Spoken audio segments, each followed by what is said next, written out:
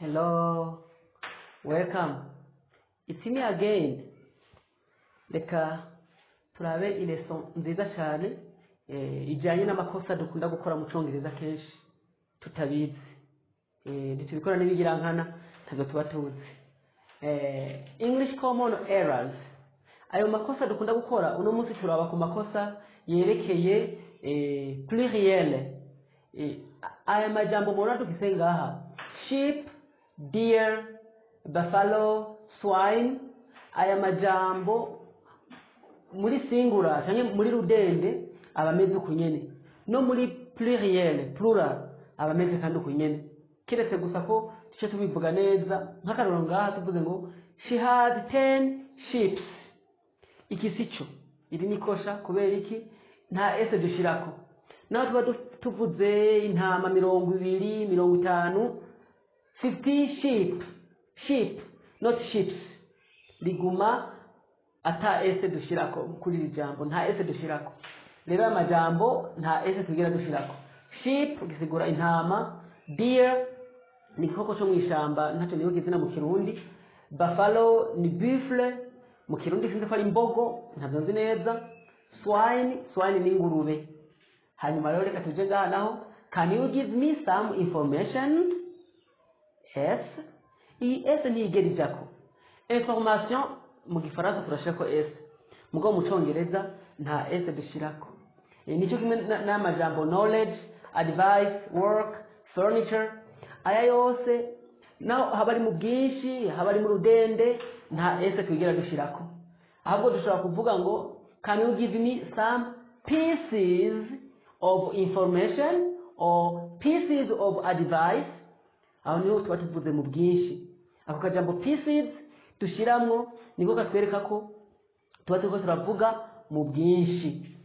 Amajambo ndibaza munazi siguro: knowledge, ubumenyi, advice, impanuro, work, igikorwa, furniture, ni mobilier cyangwa meuble mu Gifaransa. Hanyuma tuje ngaha naho, breads are sold at the bakers.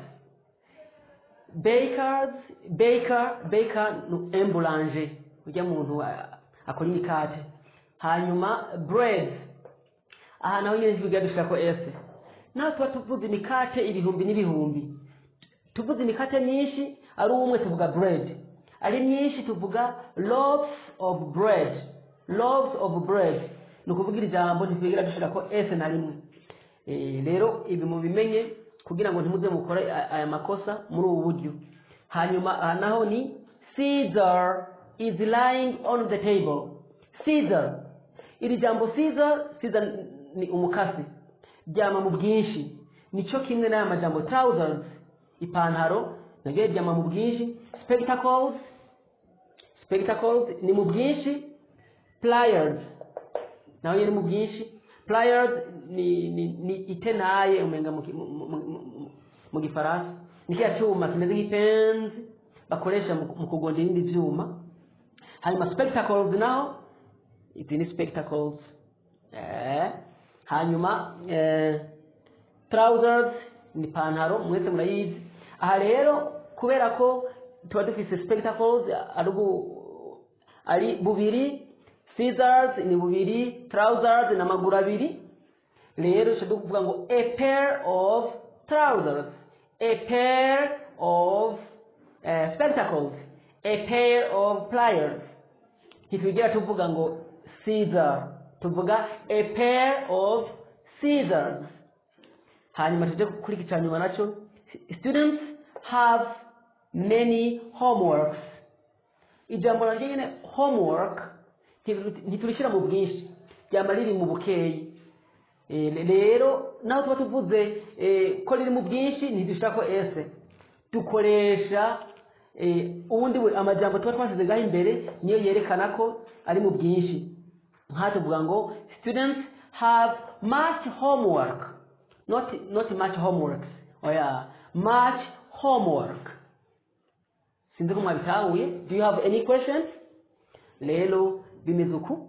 Ufite ikibazo uce wandika hariya muri comment ushire ikibazo uvuge ikibazo cawe hama tuzokwishura. Thank you very much. Ntimwibagire kugira subscribe ku batarayigira. Goodbye.